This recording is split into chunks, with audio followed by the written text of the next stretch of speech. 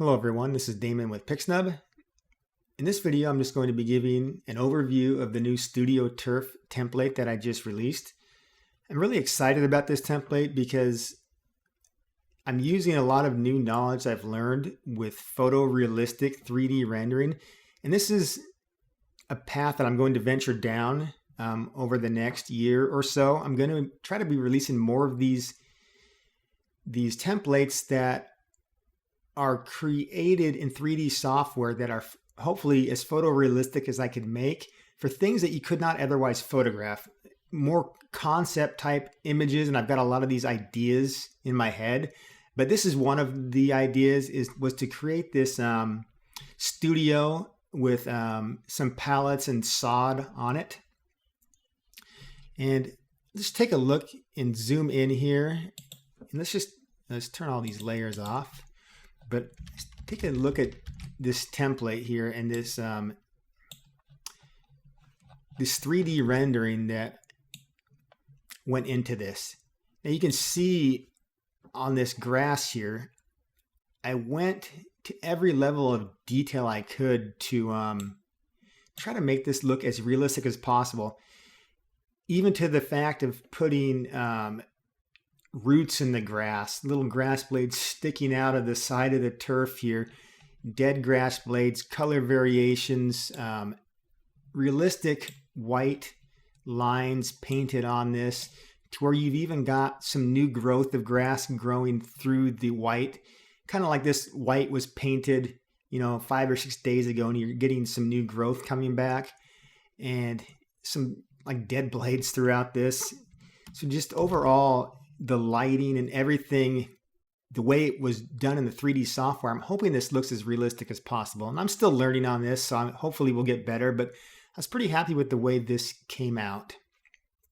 And so with this template, there are several different options here. There is a football field with the lines you see, and then I've got some different options to where I start removing some of the lines, giving you empty space to put in your own custom graphics. For example, the jersey number here. I'll come back more to this in a minute, but just to show you some of the other design options, you've got the football field with the pylons, the football field without the pylon. You've got the pylon on its own graphic. And that's going to allow you to do a couple of things. First, if you don't like the shadows rendered from the 3D software, because the lighting on this was 2 large soft boxes and it created some shadows in each direction. But if you don't like those, you can use the turf without the pylon and then the pylon by itself. And that way it's not going to cast shadows because this is put in after the fact and not during the 3D render. You can also uncheck that and you can move this oops, grabbed the wrong layer. Oh, I got the auto. No, I didn't have. I just had the wrong layer selected. You can move this pylon around, and you can see that the grass on the pylon is still showing in front of it because if you look down here against the shadow, you can see where this is cut out in the shapes of grass blades. So wherever you move it, it's still going to be embedded in the grass. You could move that in front of the player if you wanted that to be in front of them.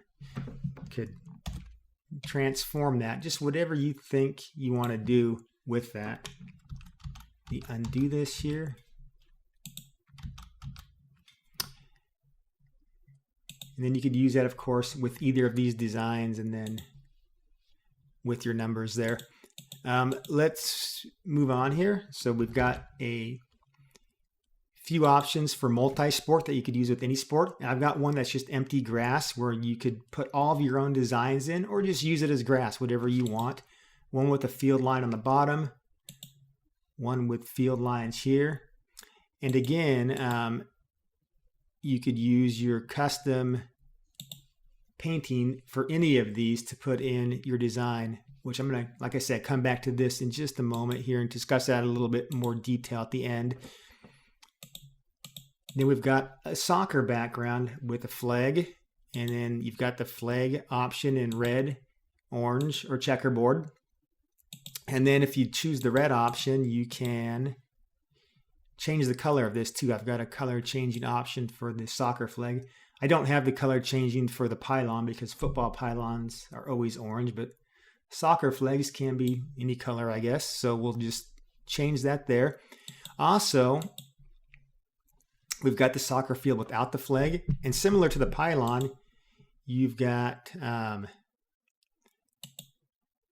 the option to put those by themselves. They're on their own layer. So if you do that, you won't have the shadowing similar to what I showed you in the pylon, whereas here you have the shadowing from the flag.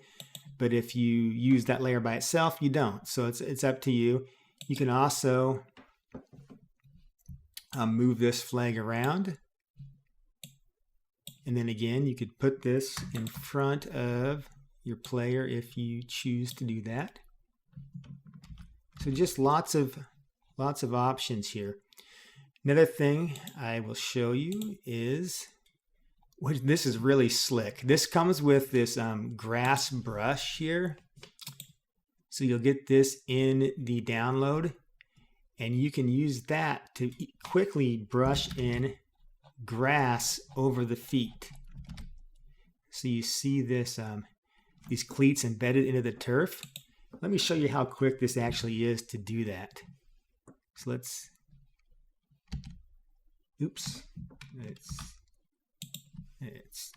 clear all that. Okay, so in the layer mask, the player goes into a group, and then on the layer mask for the group, what you'll do is you'll take this brush, which is already sized appropriately, but you need to make sure you're on the mask. So click on the mask so it has a white outline, select your brush, and then all you do is paint over the cleats, and it's scattering grass over the shoes.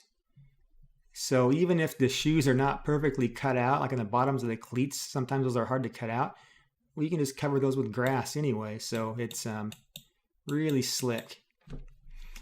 And then you've got some shadow layers in here, which let's clear the shadows out here. And this same thing, you're painting in the mask, but with this, you're going to paint with a soft white brush.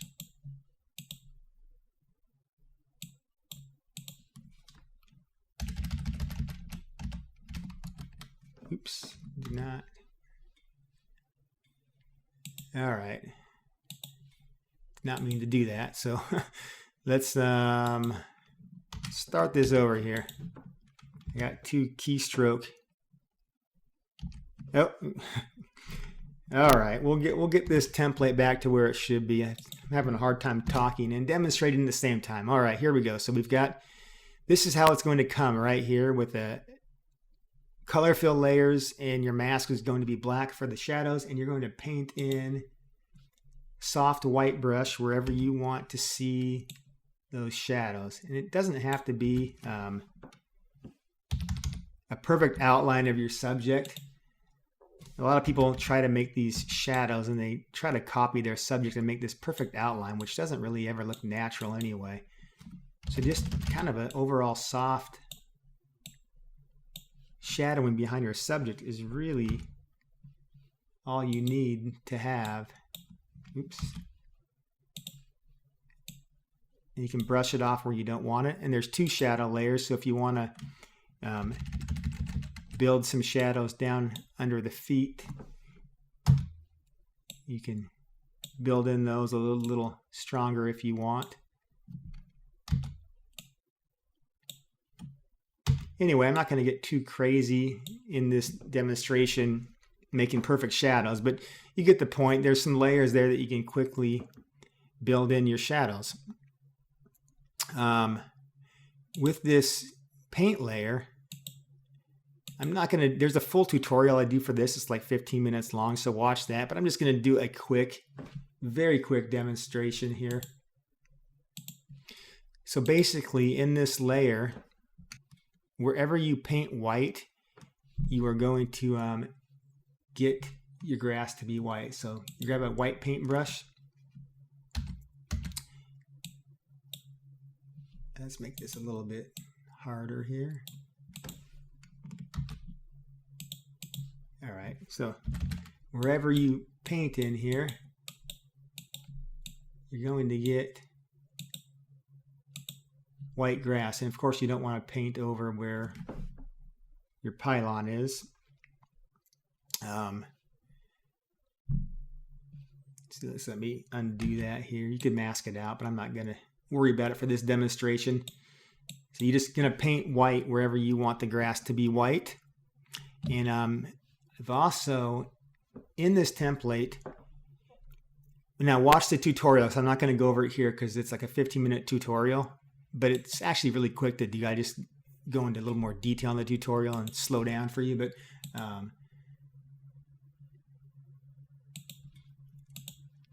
in this template, there is a vanishing point, which is just a 3D grid that goes over the exact perspective of both of these planes of grass.